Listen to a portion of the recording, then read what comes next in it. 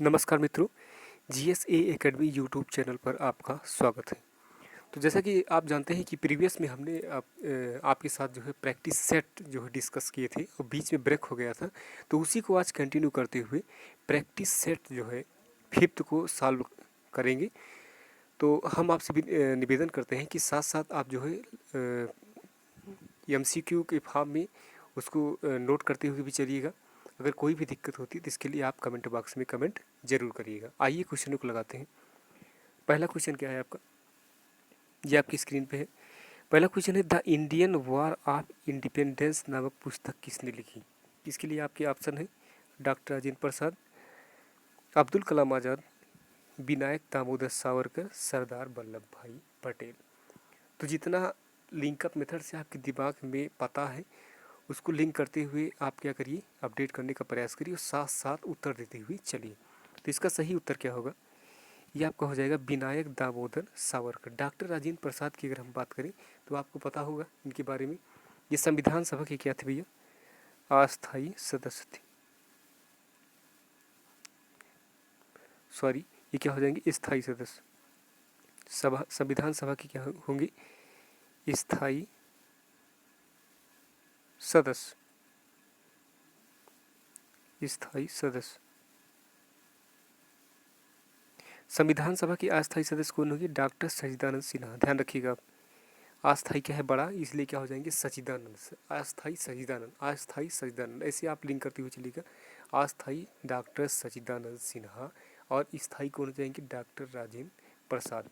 और डॉक्टर राजेंद्र प्रसाद क्या थे, भारत के प्रथम फर्स्ट प्रेसिडेंट यानी कि राष्ट्रपति थे, फर्स्ट प्रेसिडेंट। क्लियर हो गया। अब्दुल कलाम आज़ाद भी क्या थे, ये वैज्ञानिक थे। स्माइलिंग बुद्धा जो प्रोग्राम था यानी कि परमाणु परमाणु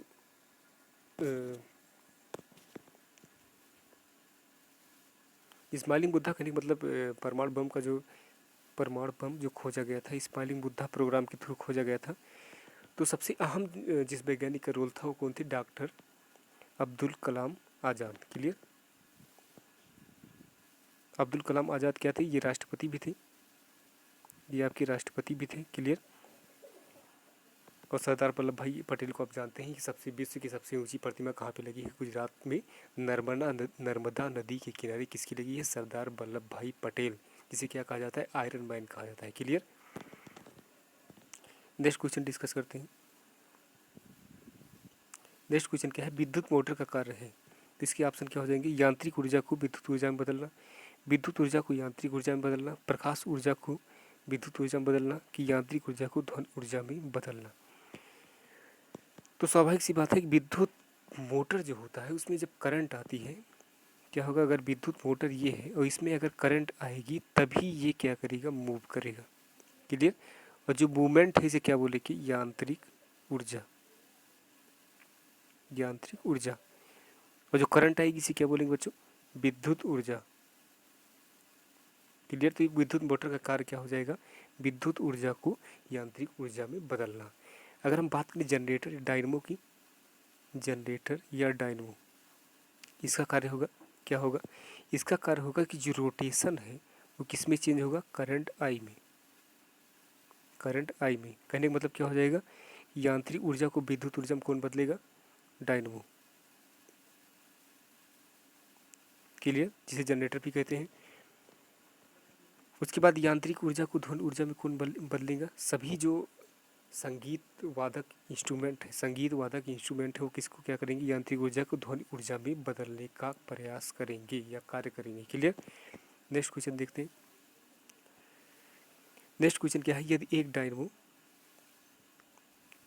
डायनमो 10 वोल्ट पर 2 एम्पीयर की धारा उत्पन्न करता है तो शक्ति क्या होगी। तो क्या क्या दिया गया है, सबसे पहले इसको नोट कर देंगे। बी यानी कि वोल्टेज दिया है और क्या दिया है, आई।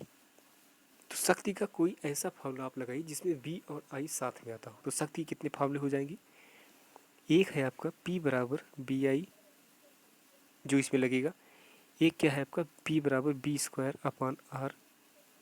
क्लियर। एक क्या हो जाएगा P बराबर आई स्क्वायर आर। स्पष्ट है। ये आपका सीरीज में लगेगा और ये किस में लगेगा, पैरेलल में। तो इसमें फार्मूला कौन सा लगेगा, P बराबर वी आई, वी का मान कितना है 10 और आई का मान कितना है 2, तो मल्टीप्लाई करेंगे कितना हो जाएगा 20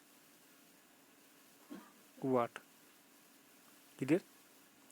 तो शक्ति क्या हो जाएगी यहाँ पे 20 वाट हो जाएगी। क्लियर। नेक्स्ट क्वेश्चन देखते हैं। नेक्स्ट क्वेश्चन देखते हैं। नेक्स्ट क्वेश्चन क्या है, भारतीय राष्ट्रीय कांग्रेस के प्रथम यूरोपीय अध्यक्ष थे। आपके ऑप्शन है एनी बेसेंट, सरोजिनी नायडू, ए ओ ह्यूम, विजय लक्ष्मी पंडित, जॉर्ज यूली। ये जो सारे ऑप्शन दिए गए ये अति महत्वपूर्ण है, समझ लीजिए। अगर भारतीय राष्ट्रीय कांग्रेस के अध्यक्ष से क्वेश्चन आते हैं तो मोस्टली जो यानी कि क्या नाम है एग्जाम सेटर है वो मोस्टली कहाँ से क्वेश्चन उठाते हैं, इन्हीं ऑप्शनों में से उठाते हैं। तो इसमें सही ऑप्शन क्या हो जाएगा जॉर्ज यूली। अगर हम बात करें एनी बेसेंट की तो 1917 में एनी बेसेंट जी 1917 में कलकत्ता अधिवेशन की अध्यक्ष थी। कलकत्ता में जो अधिवेशन हुआ था उसकी कांग्रेस अध्यक्ष थी। क्लियर है, कांग्रेस अध्यक्ष थी। और इनको क्या कहा जाएगा भारत में प्रथम फर्स्ट महिला कांग्रेस अध्यक्ष थी। फर्स्ट महिला कांग्रेस अध्यक्ष थी। क्लियर हो गया। लेकिन ये क्या थी विदेश की थी, ये कहाँ की थी विदेश की, भारतीय नहीं थी। अगर पूछा जाए सरोजिनी नायडू जी के बारे में तो ये 1950 में कानपुर में 1925 में कानपुर में कांग्रेस की अध्यक्ष थी। कांग्रेस अधिवेशन की अध्यक्ष थी। कांग्रेस अधिवेशन की अध्यक्ष थी। क्लियर है। और ये क्या हो जाएंगी भारत की प्रथम भारतीय महिला कांग्रेस अध्यक्ष। भारतीय महिला कांग्रेस अध्यक्ष कौन हो जाएंगी सरोजिनी नायडू जी। क्लियर। और ए ओ ह्यूम के द्वारा ही कांग्रेस की खोज की गई थी। कांग्रेस की स्थापना किसके द्वारा हुई थी ए ओ ह्यूम। क्लियर है। नेक्स्ट बढ़ते हैं। तो फिर से एक बार रिवाइंड कर लेते हैं। ये क्या थी भारत की प्रथम महिला कांग्रेस अध्यक्ष कौन थी एनी बेसेंट। और भारत की प्रथम महिला कांग्रेस अध्यक्ष कौन थी वो सरोजिनी नायडू हो जाएगी। और कांग्रेस के संस्थापक कौन थे ए ओ ह्यूम। क्लियर हो गया। और जॉर्ज यूली क्या थे प्रथम राष्ट्रीय कांग्रेस के यूरोपीय अध्यक्ष। नेक्स्ट क्वेश्चन देखते हैं। नेक्स्ट क्या है आपका साइमन कमीशन नियुक्त किया गया था। तो साइमन कमीशन 1927 में नियुक्त किया गया था और भारत इसका आगमन कब हुआ 1928 में। क्लियर। तो साइमन कमीशन का बहिष्कार किया गया किसके द्वारा लाला लाजपत द्वारा किया। सबसे अग्रिम रूप से जो बहिष्कार किया गया जो विरोध किए थे वो कौन थे लाला लाजपत राय जिनके सिर पर लाठी लगने के कारण क्या हो गई थी भैया मृत्यु हो गई थी। क्लियर है। नेक्स्ट क्वेश्चन देखते हैं। इसी में अंध कॉन्सेप्ट अगर हम देखें तो 1930 में क्या हुआ प्रथम गोलमेज सम्मेलन। क्लियर। 1931 में क्या हुआ गांधी इरविन पैक्ट हुआ। आपको पता होगा 4 मार्च 1931 गांधी इरविन पैक्ट। क्लियर। और इसी 1930 को क्या हुआ द्वितीय गोलमेज सम्मेलन।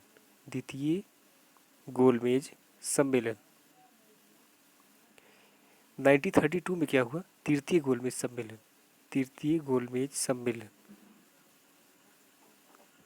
तीनों गोलमेज सम्मेलन में कौन भाग लिए थे डॉक्टर भीमराव अंबेडकर जी। तीनों गोलमेज सम्मेलन में जो भाग लिए थे वो कौन थे भैया डॉक्टर भीमराव अंबेडकर जी। क्लियर। और तीनों गोलमेज सम्मेलन में जो ब्रिटेन के प्रधानमंत्री थे वो कौन थे भैया इटली। नेक्स्ट क्वेश्चन पे बढ़ते हैं। नेक्स्ट क्या है भारत में द्वैध शासन प्रणाली लागू हुई। भारत में द्वैध शासन प्रणाली लागू हुई तो कब लागू हुई 1919 में। क्लियर। तो 1919 में लागू हुई। इसको क्या कहा जाता है मॉन्टेग्यू चेम्सफोर्ड अधिनियम। मॉन्टेग्यू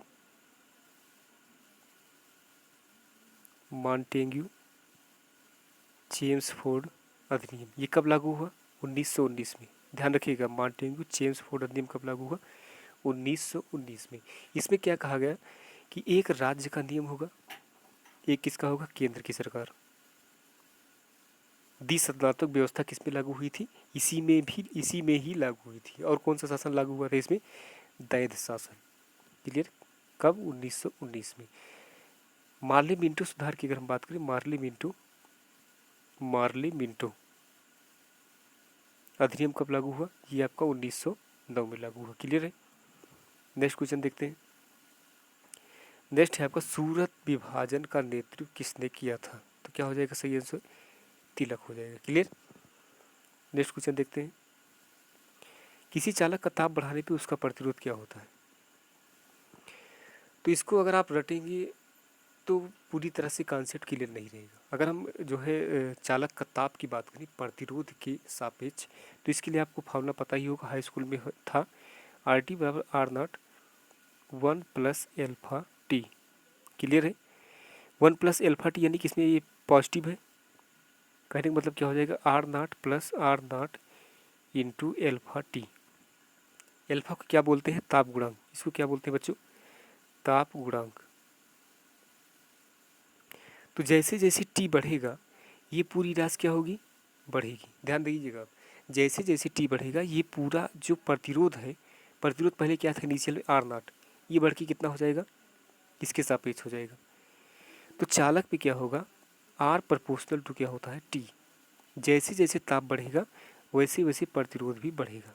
अगर हम अर्धचालक की बात करेंगे तो उसमें कंडीशन क्या होती है, आर टी बराबर R naught 1 minus alpha T. Clear. इसमें जो प्रतिरोध घटता है वो R naught minus R naught into alpha T इस रूप में घटता है। तो ये क्या हो जाएगा, R proportional to 1 upon T. जैसे जैसे आप टेम्परेचर बढ़ाते चले जाएंगे प्रतिरोध का मान घटता हुआ चला जाएगा, किस में भैया, अर्धचालक में।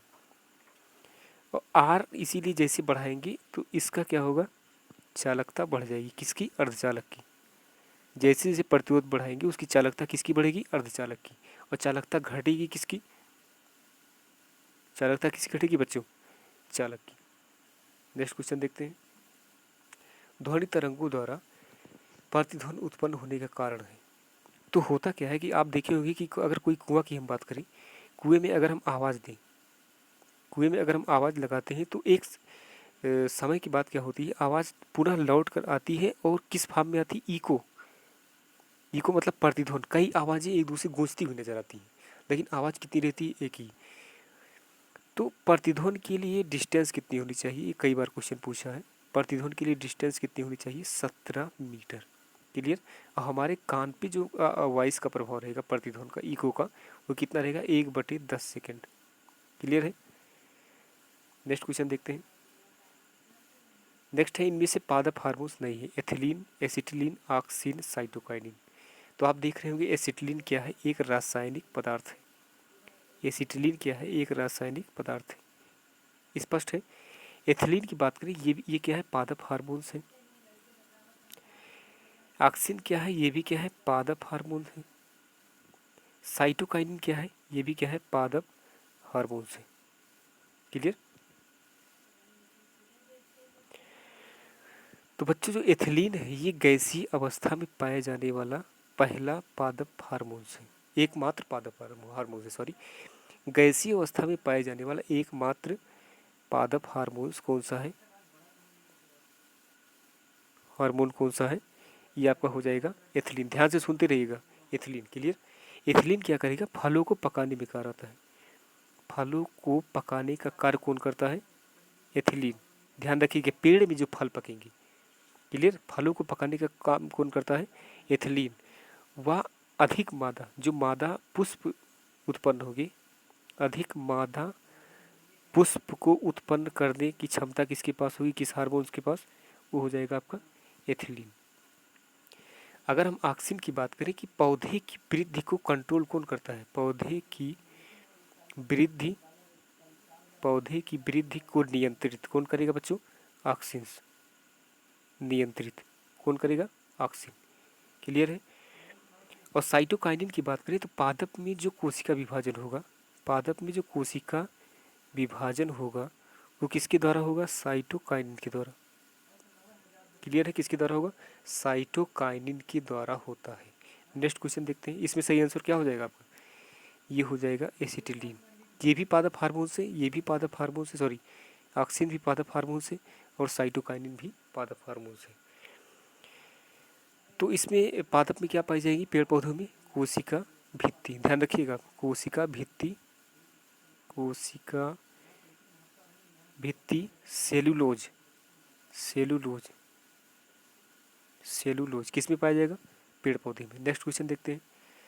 नेक्स्ट है आपका धान में खैरा रोग होने का कारण है तांबे की कमी, जस्ता की कमी, पोटेशियम की कमी कि ऑक्सीजन की कमी? तो इसमें सही आंसर क्या हो जाएगा? जस्ता की कमी। जस्ते की कमी जब हो जाएगी तो धान में खैरा रोग हो जाता है। इसमें पत्तियां क्या होती हैं? कुछ काली नजर आती हैं। क्लियर है? नेक्स्ट क्वेश्चन देखते हैं। नेक्स्ट है क्या? इनमें से अशुद्ध रक्त बहता है। तो सा से क्या होता है भैया? शुद्ध।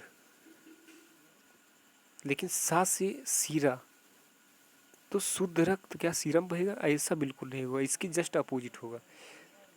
ये ट्रिक है, आप समझ सकते हैं। सा से शुद्ध तो सा से सीरा नहीं होकर धमनी होगी, धमनी। क्लियर? तो शुद्ध रक्त किस में बहता है बच्चों? शुद्ध रक्त किस में बहेगा? धमनी में। ध्यान रखिएगा आप सब, धमनी में क्या बहेगा? शुद्ध रक्त बहेगा। यही धमनी क्या लेकर जाएगी? CO2, carbon dioxide. क्लियर है? अशुद्ध रक्त यानी कि अंगों से, शरीर के पार्ट से हृदय में रक्त किसके द्वारा आएगा बच्चों? सिरों के द्वारा, सिरों के द्वारा, सिरों के द्वारा क्या आएगा? अशुद्ध रक्त। ध्यान रखिएगा, सा से शुद्ध तो सा से सीरा ना होकर धमनी होगी। शुद्ध रक्त धमनी में बहेगा, अशुद्ध रक्त सीरा में बहेगा। तो सीरा क्या लेकर आएगा? कि लेकर आएगा शरीर के पार्ट से क्या हो रहा है? लेकर आ रहा है। तो शरीर का पार्ट क्या है? नाक भी है, नाक भी है और क्या है? फेफड़ा भी है। तो इस नाक और फेफड़ा के थ्रू क्या लेके आएगा? O2, oxygen. कौन लेके आएगा? सीरा। ध्यान रखिएगा। तो इनमें से अशुद्ध रक्त बहता है किस में हो जाएगा? सही के सही क्या है इसमें? सीरा। और शुद्ध रक्त किस में बहेगा? धमनी में। ध्यान रखिएगा। नेक्स्ट क्वेश्चन देखते हैं। कौन सी रक्त वाहिनी ऑक्सीजन को ले जाने का कार्य करती है? तो क्या हो जाएगा? सीरा।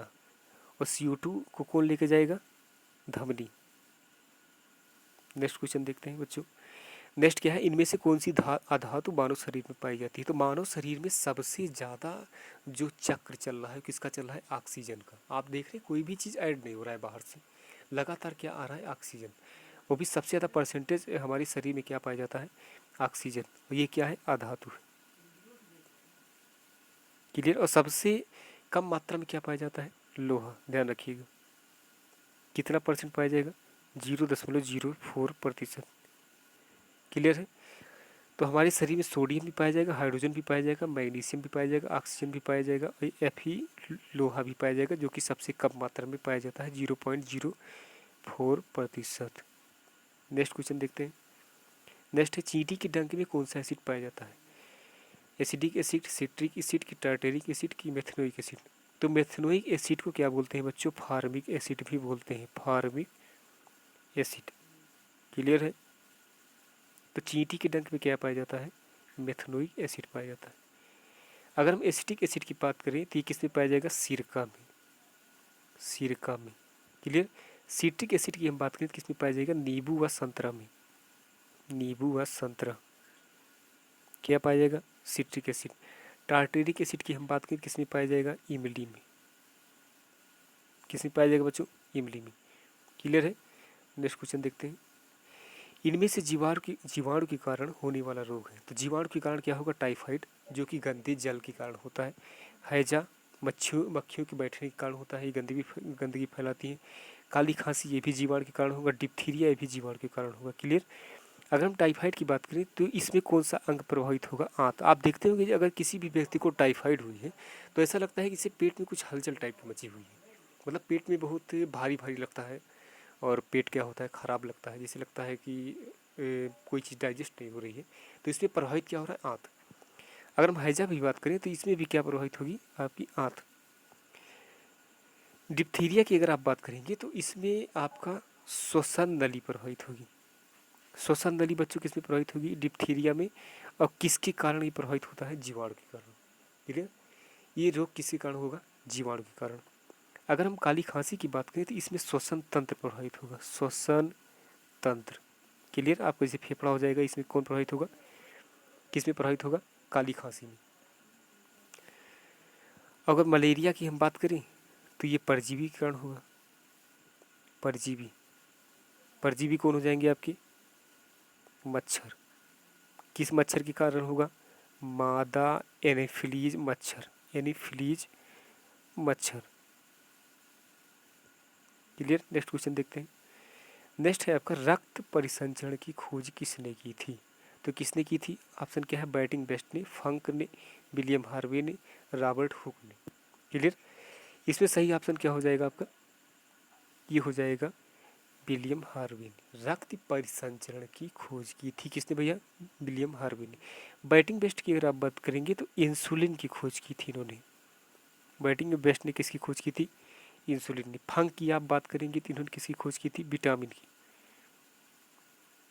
विटामिन, अगर हम विटामिन की बात करें तो विटामिन ए, डी, ई, के ये किस में सॉल्युबल है, यानी कि घुलनशील है? वसा में। विटामिन बी सी की आप बात करें तो ये किस में सॉल्युबल है? ये आपके पानी में।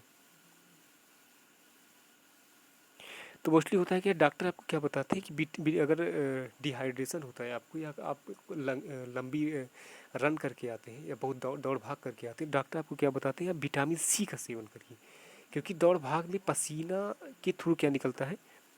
विटामिन सी और विटामिन बी निकल जाता है। इसलिए जो मोस्टली आपको दवा दी जाती है वो जैसे विटामिन B12 हो गया, विटामिन B6 हो गया, विटामिन आपका B2 हो गया, या विटामिन सी, इन्हीं सब की जो है विटामिन बी एंड सी की गोलियां आपको दी जाती हैं अगर आप कहीं ज़्यादा कार्य करके आ रहे हैं, ज़्यादा थक के आ रहे हैं, इन सब में। क्लियर? रॉबर्ट हुक की अगर हम बात करें, इन्होंने क्या की थी? कोशिका की खोज की थी।